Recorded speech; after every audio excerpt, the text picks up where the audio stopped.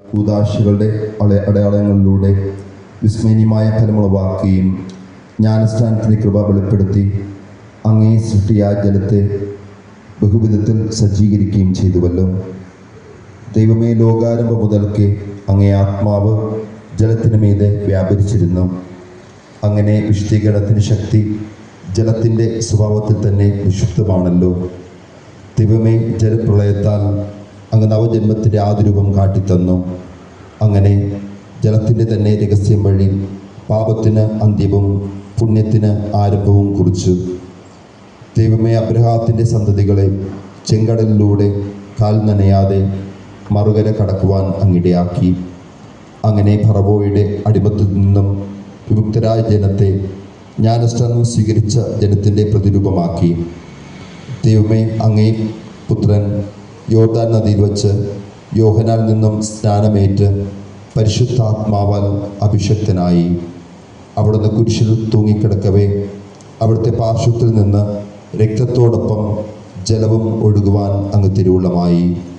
അവിടുത്തെ ഉത്ഥാനശേഷം അവിടുന്ന് ശിഷ്യന്മാരോട് കൽപ്പിച്ചു, നിങ്ങൾ പോയി സർവ്വജനങ്ങളെയും പഠിപ്പിച്ച് പിതാവിൻ്റെയും പുത്രൻ്റെയും പരിശുദ്ധാത്മാവിൻ്റെ നാമത്തിൽ അവരെ ജ്ഞാനസ്നാനപ്പെടുത്തുവിൻ.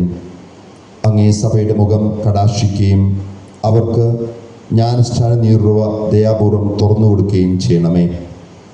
അങ്ങേ ഏകജാതൻ്റെ കൃപ പരിശുദ്ധാത്മാവ് വഴി ഈ ജലം സ്വീകരിക്കട്ടെ.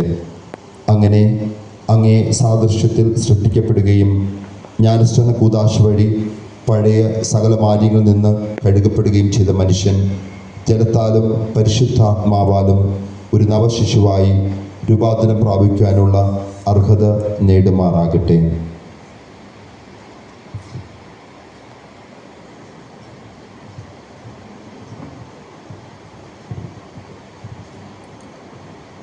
കർത്താവേ, അങ്ങേ പുത്രൻ വഴി പരിശുദ്ധാത്മാവിൻ്റെ ശക്തി ഈ നീർത്തൊട്ടിയിൽ നിറവിലേക്ക് ഇറങ്ങുമാറാകട്ടെ.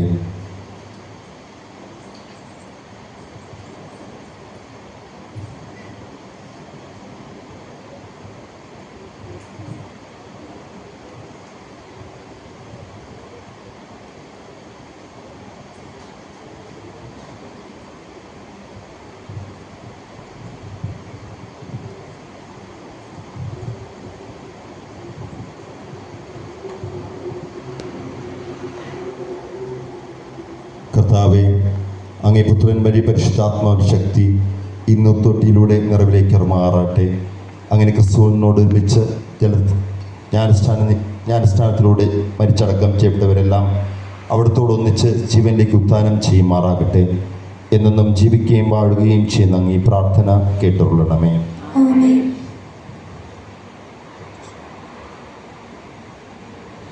എല്ലാവരും ഇരിക്കുക.